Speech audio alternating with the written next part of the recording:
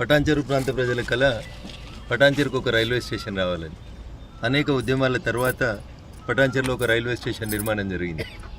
నిర్మించినటువంటి railway station నాకు idea ఉన్నంత మటుకు దేశంలో ఏ రైల్వే స్టేషన్ కూడా కఠినంగా ఇప్పుకపోయినటువంటి పరిస్థితి, వేసిన పట్టాలు తీసుకుపోయినటువంటి దుస్థితి ఎక్కడ ఉందని నేను అనుకోవట్లేదు.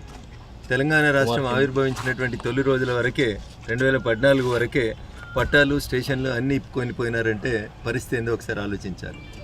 10-15 సంవత్సరాలుగా రైలు పట్టాలు లేవు, రైల్వే అధికారులు ఎవరు రావట్లేదు. కాబట్టి ఈ ప్రాంతంలో చిన్న చితకా కూలి పని చేసుకొని వేరు వేరు ప్రాంతాల నుంచి వచ్చిన ప్రజలు, బండ్లగూడ స్థానికులు 100-120 గజాల లోపల రేకుల షెడ్లు, చిన్న చిన్న ఇండ్లు కట్టుకొని వాటికి ఇంటి పన్ను కడుతూ గత 15-20-30 సంవత్సరాల నుంచి కూడా నివసిస్తూ వస్తుంది.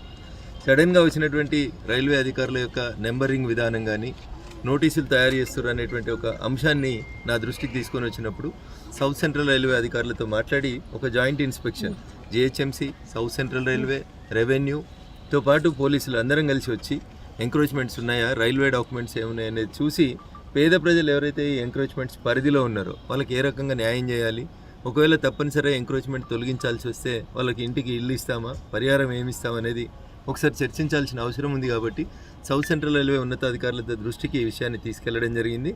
నెక్స్ట్ వీక్ మళ్ళీ అన్ని శాఖల అధికారులను తీసుకొని వచ్చి సమస్య సాధ్యమైనంత త్వరగా పరిష్కరించి బాధితులకు న్యాయం చేస్తామని చెప్పి ఈ సందర్భంగా హామీ ఇస్తాము. 50 గజాలలో ఇండ్లు కట్టుకున్న వాళ్ళకి నోటీసులు ఇవ్వడానికి ఉత్సాహం చూపించేటువంటి సౌత్ సెంట్రల్ రైల్వే అధికారులు పటాన్చెరు రైల్వే స్టేషన్ ట్రాక్ నానుకొని స్టేషన్ కరెక్ట్ ఎదురుగా 10 గజాల దూరంలో సౌత్ సెంట్రల్ రైల్వే వాళ్ళు కట్టిన కాంపౌండ్ వాళ్ళకే గేటు పెట్టి ఈ స్థలం నాదని ఒకరు బోర్డు పెడితే కనీసం ఈ రోజు దాకా బోర్డు తీయడం చేతనైతే లేదంటే సౌత్ సెంట్రల్ రైల్వే అధికారుల పనితీరు ఏ రకంగా ఉందనేది ఒకసారి ఆలోచించాలి. ఈ విషయాన్ని కూడా సౌత్ సెంట్రల్ రైల్వే అధికారుల దృష్టికి తీసుకొస్తాం.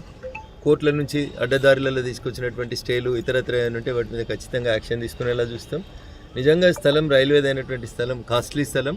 ఇట్లాంటి స్థలం లోపల ఎవరు షెడ్లు కట్టినా, ఎవరు ఆక్రమించాలని ప్రయత్నం చేసినా 100% ఎన్ని కేసులైనా ఎన్ని కొట్లాట్లైనా వెనకపోయేదేం లేదు. రైల్వే స్థలాన్ని పరిరక్షిస్తాం, ఎట్ ద సేమ్ టైం పేదలకు న్యాయం చేస్తాం.